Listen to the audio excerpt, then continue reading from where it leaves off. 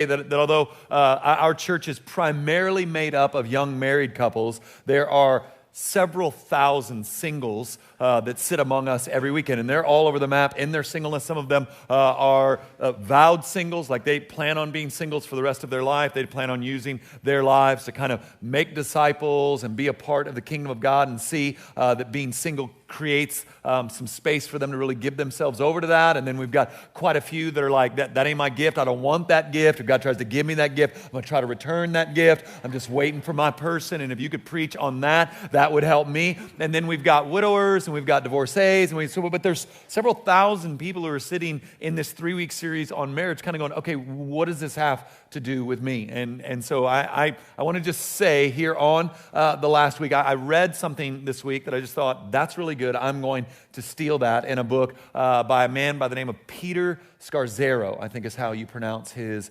last name. And what he said is that as we've been talking, that marriage is a picture of Christ's redemption of the church, of his bride, so that marriage is a picture of God's pursuit of the church and ransom of his people, that we are called as the church the bride of Christ. I know some of you brothers don't like that language, but your wives and daughters have to deal with being called sons of God throughout the scriptures. So like I say, there's enough in the book to offend all of us, right? And so we are the bride of Christ. And so one of the things that Scarzero said in his book was that marriage is a picture of the depth of God's love.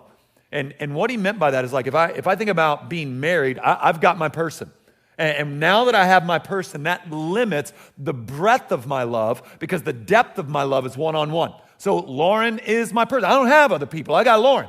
And my heart, my mind, my creativity, my energy, my vitality goes to this woman. And in so doing, we communicate to the world and to one another the depth of God's love, where singleness paints another picture, because we know from the Word of God that the love of God is not just deep, but what? Wide. Right? So singleness portrays and shows the picture of the breadth of God's love. Because if you're single, then you don't have a person, you have a community. And so as you love that community, walk in that community made up of friends and family and coworkers, as you love like that, what you're communicating then is the breadth of God's love. And the church and the world need both pictures. And so if you've been listening to this series and you're a single and you're going, okay, if marriage is a picture of Christ redeeming for God, the church, buying his bride, then what is my singleness? Well, I think Peter is on to something, right? That you are communicating the breadth of God's love to the world. All right. Now, second thing I want to do is I want us to honor and celebrate a group here. And I want to kind of tell you what they did and why we're going to do that. The Village Church, being the size that we are, we have a communications department, right? Most churches don't have comm departments. We actually have a comm department. And so if you think about Exodus, the workbook you got, the videos that we showed, that's all our creative team kind of creating these things, because we're after the whole person, right? Not just the mind, but the mind and the senses and the heart. We want the whole person in glad surrender to Christ. And art tends to do that, grab hold of places that aren't just, our kind of intellectual capacities, but kind of stir up our, and this, about a week and a half ago, the DSVC Awards were held here in Dallas. They featured a large number of successful creative advertising agencies, big and small, throughout the Metroplex. So think of organizations like American Airlines and different large organizations and their creative teams here in the Metroplex. And so the only church represented at the DSVC was the Village. And one of the things I love about them is they don't give out participation trophies. Right? And so I see you giggling, so I appreciate that you're with me on participate. Hey, you didn't win a game this year, but you know what? Let's celebrate that. Here, hang this in your wall. It's just a remembrance of your defeat, right? And so what I mean by that, by participation trophies, is on their gold awards, they will not give out a gold award if there's no a gold award winning worthy, right, participant. So they'll be just like, and the winner of the judge's choice this year is no one. Thanks for coming. Good night. So like they're really serious about the art of it all and the energy around those things. And when Kent Rabelais became the executive director of our communication team, here's the standard he set: excellent art, the excellent art appreciated by those at the highest level. So that's the bar, and that's a really high bar for a church to go. We're going to create things that the world goes, that's really good stuff. So we were invited to this awards ceremony, and here's what happened. The village took home 3 awards, 1 bronze for the Exodus handout, 1 gold for the entire Exodus campaign, which is a very collaborative effort. And then lastly, we took home the gold for the Judge's Choice Award for the entire Exodus campaign. So, and then I want to say this, because this is, I get really, yeah, go ahead. But here's the thing, I love that team works so hard. They're so behind the scenes creating things that kind of stir our affections for Jesus, and kind of we rarely even think about what they're doing and how they're doing it, all the copy that needs to take place, it's a stunning amount of work that these brothers and sisters do. But I think the thing I was most excited about is the Judge's Choice Award was given by a man who is a very well-known, very well-respected kind of filmmaker, and his assistant came up to our team, just tears in her eyes, saying that this man was not a Christian, was far from not interested, and yet the Exodus material was haunting him, and he began to dig into his Bible and try to get to the bottom of all of this, and so we can praise God for that also. Now, one of my favorite things about the comm team and why I won't have them stand is despite their unbelievable giftedness at creativity and putting works of art out there, to the man or woman, they're nearly all introverts. And so if I had them stand up right now, they might resign and get jobs in the secular world, and they're too good, so I'm not going to do that. But one more time, because there's many of them in this room. Will you thank them for great job, guys? I see you, Jenna. I'm not going to do it. Okay, now we're going to finish out Captivated, which, by the way, that's their graphic, right? And so here's what we've done. We talked week 1 just about the nature of what marriage is, that it is covenant, that we enter into a covenant with one another that is not primarily emotive, although there are emotions involved. It is a commitment of the will that I am giving myself to this person. And so we talked about what marriage was. And then last week, we talked about the gift of sexual intimacy from God, that sex is God's idea. That wasn't a work of the devil. That's not just something we have done, but that God biologically, physiologically did that, gave that as a good gift. And then he put boundaries around it because sex has a way of touching the soul in a way nothing else can. And so we talked about the fact that the boundaries have fallen for us in good places, that the Christian doesn't think sex is dirty or, it's like dirty, disgusting, gross, save it for the one you love. Like, we don't believe that. We think it's a really beautiful thing that's very powerful, and so we need to keep it in the boundaries that the creator of it has given to us. So we talked about that last week. And then here's how I want to end our time together. I want to end our time together talking about marriage by thinking about and looking at how we might continue to cultivate our marriage where we are today in our hopes of getting to be, by the grace of God, 85, 90 years old, still in love, surrounded by grandchildren and maybe even great-grandchildren, and grossing out, right, our grandchildren by still being affectionate to one another, right? I want to talk about how we can do that. Maybe this is the best illustration. This is the one I historically have used. My wife, she likes fire in the fireplace. It's not a joke to say that as soon as we are in the low 70s, she will turn on the air and want me to start a fire. So like she just loves it. But I don't get to be the man that has the light switch fireplace. Not to shame you, but how many of you have the light switch fireplace? It's just me being envious. All right, like here's you get home, you're like, oh, it's a little chilly. Oh. Not me. Like, I'm a caveman, like I got to go find a flint rock, gather some kindling. I look like Tom Hanks on that movie In the Island trying to start fire. And then you've got to make sure it gets enough air, and then you've got to tend to it. You can't just leave it alone, which means about every 30 minutes, I got to go back out into the cold and grab more lumber and bring it in and put it in. And you've got to keep adding logs to the fire or the fire goes out. And so maybe the way to think about our time together today is what are logs that we can be adding to the fire in our marriage to ensure that thing stays toasty, right? Can I use that word, toasty? I think I just did. You can't stop me. I did it. All right, let's look. Song of Solomon, chapter 7, starting in verse 1. We read this text last week. I want to kind of draw something else out of it. How beautiful are your feet in sandals, O noble daughter. Your rounded thighs are like jewels, the work of a master hand. Your navel is a rounded bowl that never lacks mixed wine. Your belly is a heap of wheat encircled with lilies. Brothers, look at me. Don't do it. It is not going to translate. I know I said that last week. I'm trying to serve you well.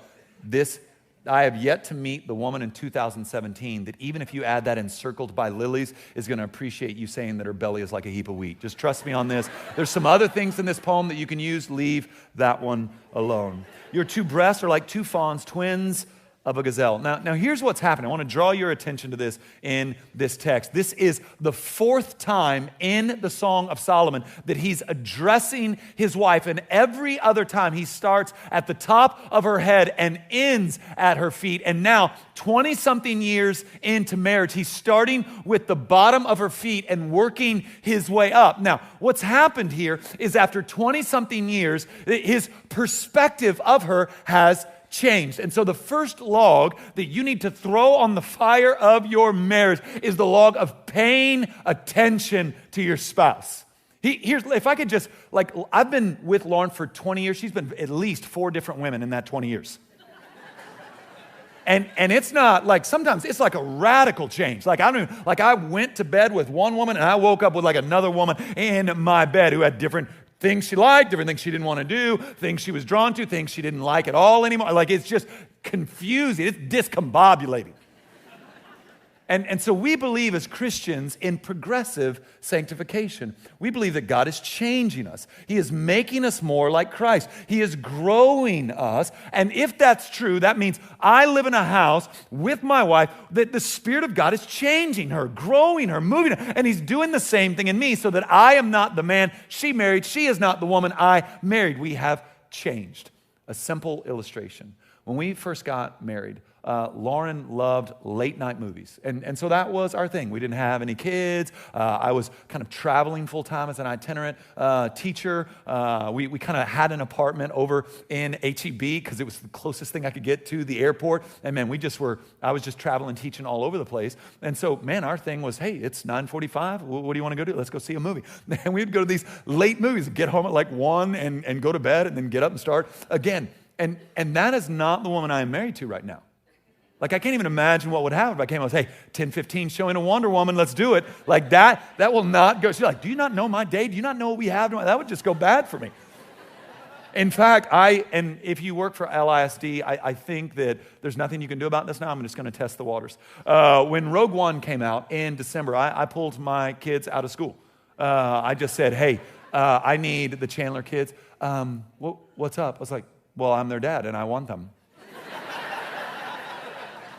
Because I didn't want to lie. And we go, they all have dentist appointments. I didn't want to do that. I just said, hey, I need my kids. Yeah, I'm their father. I'd like my kids. Give me my children. And then we went up to AMC and we watched Rogue One. And at the apex of Rogue One, everything's blowing up in his face. And Reed's my 11-year-old, he's just so giddy, me a tear, one tear going down. And he's looking at me. He's like, you love me, Father. I'm like, I do love you. And then we all look down and Lauren has her head and her mouth, she is sound asleep at 2 p.m. This is not a woman I could take to an 11 o'clock show anymore, right? But that is who I married. She's changed. I need to be paying attention. There are few things. I've got to calm down or you're not going to listen to anything I say. There are few things that will fan heat and passion into your marriage like paying attention to your spouse. Brothers, sisters, you need to have a radar for when your spouse says, ooh, I really like that, or oh, man, I love that. Or when they linger too long at a store looking at something they would like to get but can't necessarily afford, or when they look through that magazine and smell that perfume and talk about how nice that perfume is, or they're looking through, Field and Stream or whatever your dude's into, and it's like, oh, look at this, the new Weatherby 257. You just need to take note. That's a way to kind of bless. I got a little touch here. I know they've been wanting that, or even something like, oh, Medea from Scratch is about to open. I love that place. Boom, you need to fight. You need to have a file in your gut for that. Now you just need to pay attention. This is what they like. This is what they don't care for. This stresses them out. This does not stress them out. This alleviates stress. This causes stress. This is just paying attention. And you can see that because he has now seen her differently. And then he goes on to compliment things in her that only he would know about at a certain depth. And so let's look there in verse 4, again, brothers, don't use this. Your neck is like an ivory tower. Your eyes are pools in Heshbon by the gate of Bath Rabim. Your nose is like a tower of Lebanon. That's the one I would say the farthest away from, which looks towards Damascus. Your head crowns you like Carmel, and your flowing locks are like purple. A king is held captive in your tresses. Now let me explain what's happening in this part of the poem. He is now complimenting things that he has a unique perspective on. And so each of these lines is actually tied to a different kind of attribute. And so your neck is like an ivory tower, speaking to her dignity, right? She is upright. His bride is dignified. Your eyes are pools in Heshbon by the gate of Beth Rabim. That's about her depth. She has grown in depth. The nose is like a tower of Lebanon, speaks to her strength. And her head crowns you like Carmel, and your flowing locks are like pearl, speaks to the authority by which she walks. Now, here's the unique privilege of a spouse. What we know from earlier in the song is that when they met and started dating, she was extremely insecure. In fact, at some point saying, don't look at me for I am swarthy, right? I'm not attractive. Don't look at me. Stop looking at me, right? And now what's happened? She's dignified. She's strong. She has depth. He's held captive by the authority in which she walks. The unique perspective that's his and his alone is to watch his spouse grow in dignity, grow. So like if you were to meet my wife and think to yourself, that's a very dignified woman, or she walks in a lot of authority. That would be yours to see and claim.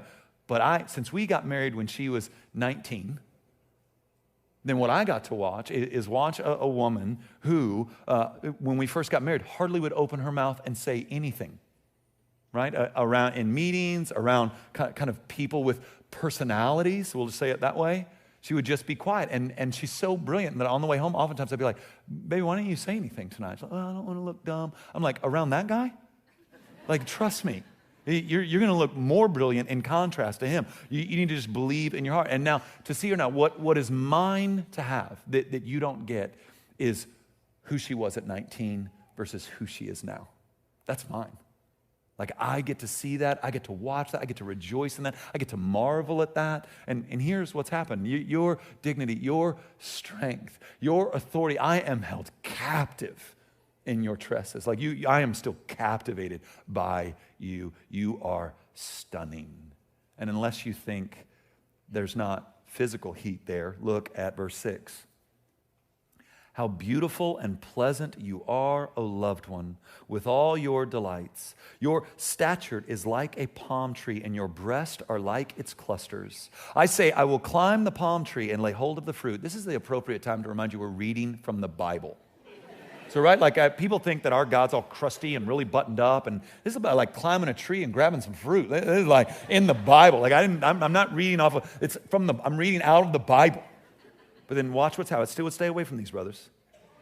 I say I will climb the palm tree and lay hold of its fruit. Oh, may your breasts be like clusters of the vine. Now, here's what I think you can use. And the scent of your breath like apples, and your mouth like the best of wine.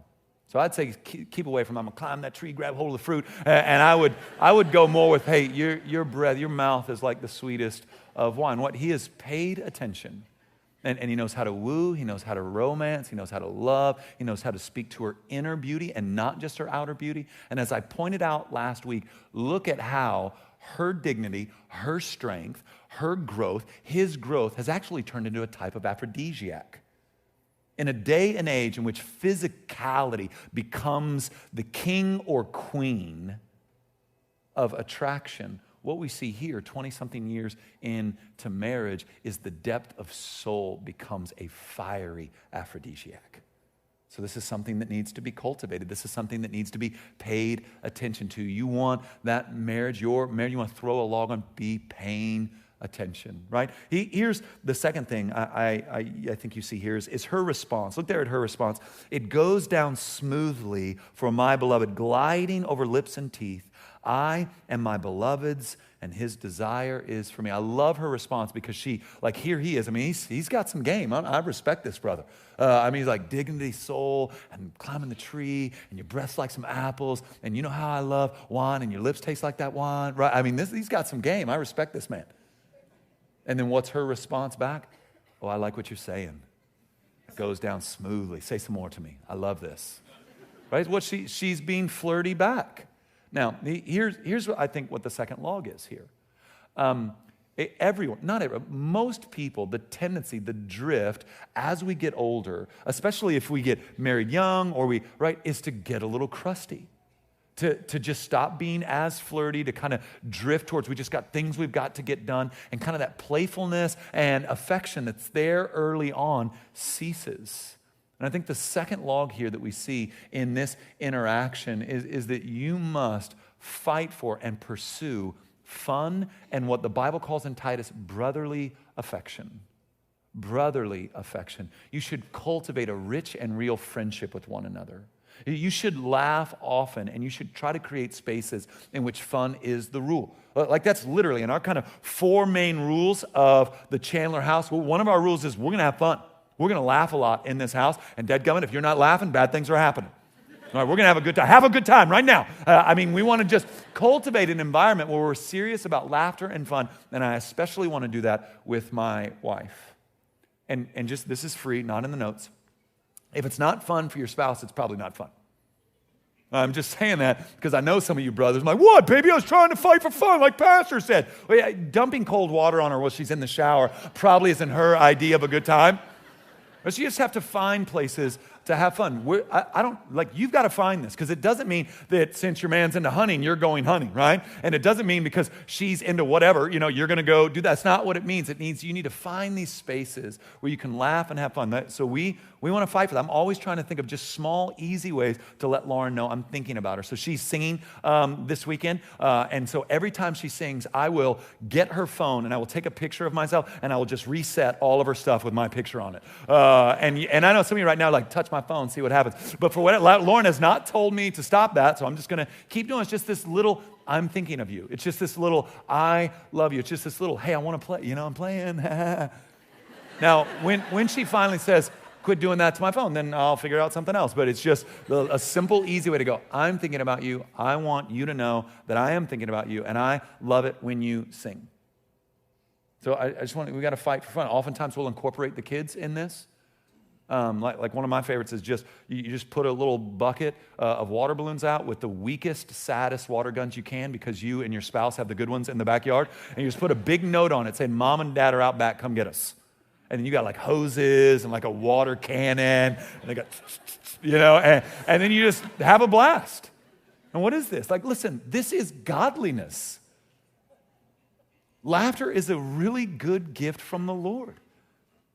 We're not to be crusty people. We've been bought with the blood of Christ, been reconciled to our Creator. Who should laugh like we laugh?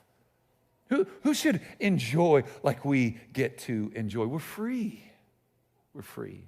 Fight for fun. And then look at where it goes next. Come, my beloved, let us go out into the fields and lodge in the villages.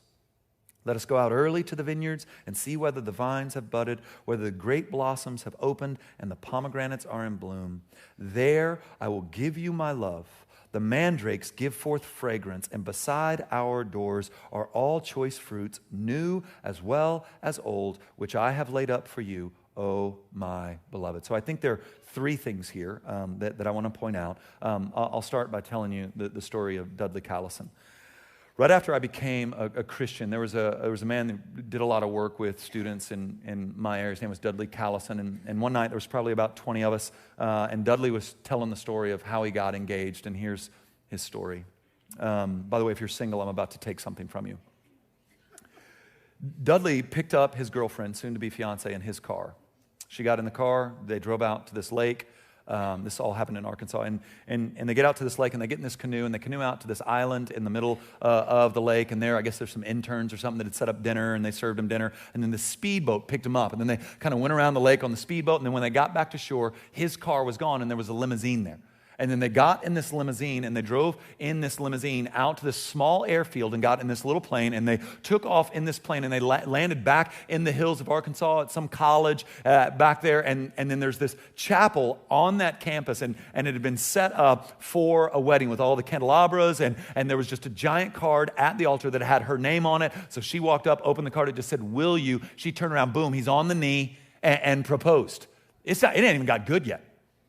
And then when they walk out, there's this old beat up rusty truck that they get in, and they ride that truck to this restaurant where he had flown in all her friends and family and his friends and family. They had this just kind of epic celebration that they're engaged. And then after everybody kind of went to their rooms and hotels and all that, he began to explain to her that each mode of transportation was symbolic of part of their life's journey together. That the car was symbolic of the normalcy of their life, that the canoe represented those times they were going to have to work hard together to get to a goal, that the speedboat represented the fun they were going to have, the plane was, or the limo represented when some other thing would be driving the direction of their life, the plane represented their spiritual journey, and the beat-up truck represented growing old together. Are you serious, Dudley? Like, he was telling this story, like, and I'm like, God, I hope the woman I'm going to ask him, like, that made me give up. I'm not going to lie. He told that story, and I was like, whatever. Lauren, I was like, what do you think? What are you doing the next 50, 60 years, right? Like you can't, like, man, no. I mean, what can you do? Like, everything else, if you heard that story, everything else, I'm like, nah. And then he followed that. They got married on a 31st, and to this day, as best I know, on the 31st of every month, I think there's 6 of those a year, he just buys her a gift and puts it somewhere in the house. Like, he doesn't tell her. He like gets her new perfume and puts it in the thing, or gets her blouse she was looking at and just hangs it in her closet. And so now, after all these years, like, she gets up, she's looking like, God help that brother if he forgets 131st, right? Because she's looking now. It's like, oh, where's the, honey, it's the 31st. Like, that's too much, man. That's a lot of pressure. Now, here's why I tell you that story. Look at me. Dudley Callison is a natural romantic. That is not most men. It's just not most men. And all weekend long, I've seen 2 reactions to that. I've seen, well, I was, kind of like, that's true. Nope.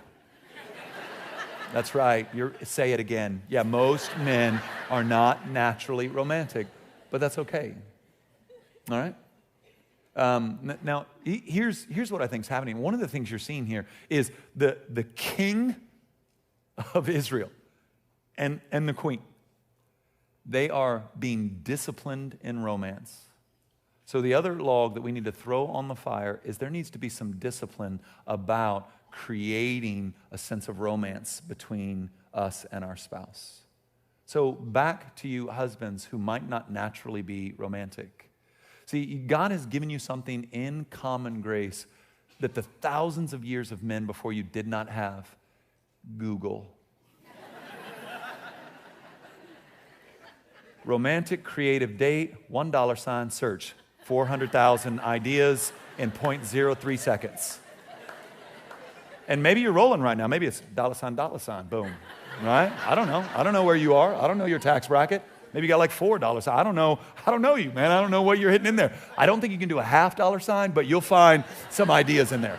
Right? Maybe a cents sign in there to see what comes up. And then all you do, brothers, sisters, is then plan it. Put it on the calendar, prepare it. And you might be saying, I don't think my spouse needs that. Well, you might be right. Your spouse might not need that, but I'm guessing they're not going to hate it.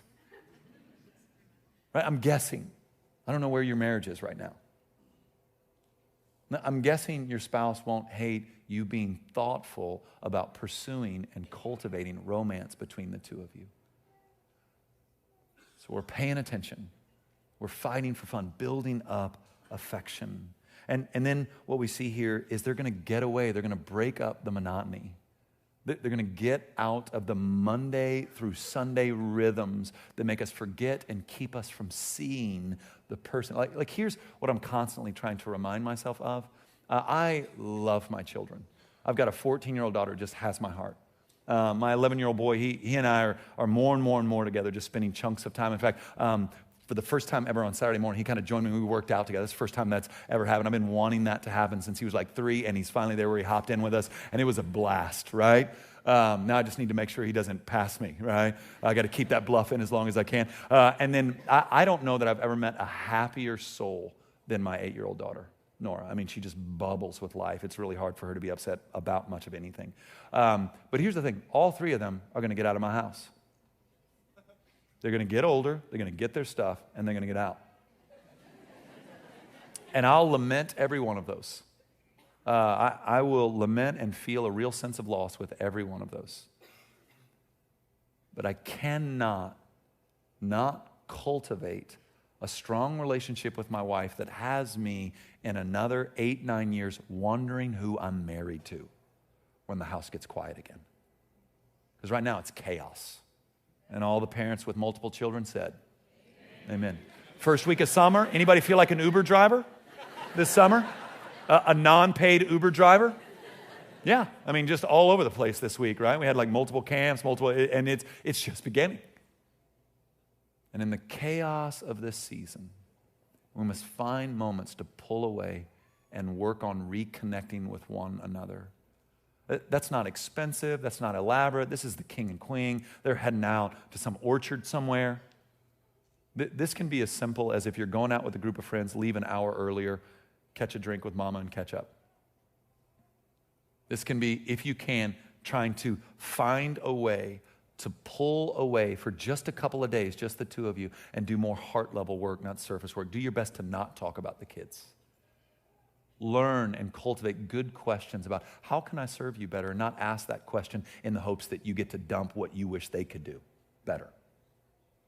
Right? That's manipulation. That's not love. Find spaces to connect physically, find spaces to connect emotionally and spiritually, to ask what God is doing. You're already paying attention.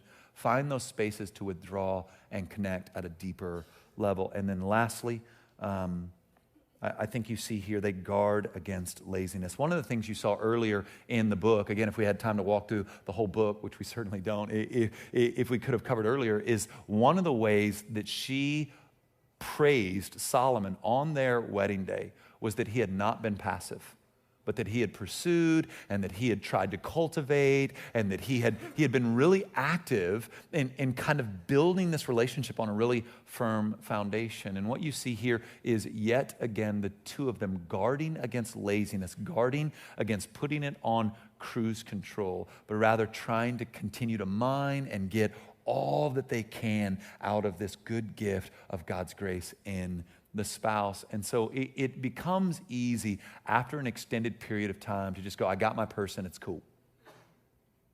And yet I think there are riches for you, experiences for you, joy for you in not getting lazy, but continuing to cultivate that relationship in all areas. And so we must guard against laziness. We can't afford to put our marriages on cruise control.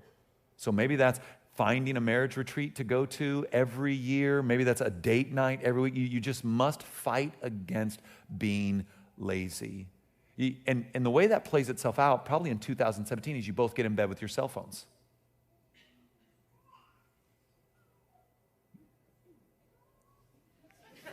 Just like I could feel how awkward the room got.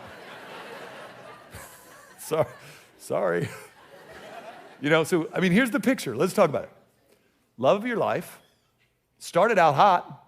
That's why you got married. Like Noah said, yeah, you'll do. Will you marry me? Like, no, I've never met the person that's their story, right? Got to marry someone. Kind of like you 80% of the time, we should do this, right? You go, and there's some heat there. Like, man, you're like, I like this person. Gosh, I like them a lot. Let's get married. Right? There's some heat there. And then over a period of time, it ends up with you two in the same bed together, both of you looking at your phone. There's a living person next to you who you can connect with in all sorts of awesome and intimate ways. I'm not even just talking about sex, just conversation. What are you doing? Scrolling whatever you're scrolling. Looking at old restored World War II photos as you went into the rabbit hole, and you have no idea how long you've been in there. You're like stalking some dude from high school that you used to play baseball with, and your wife is next to you, looking at Joanne Gaines' feed.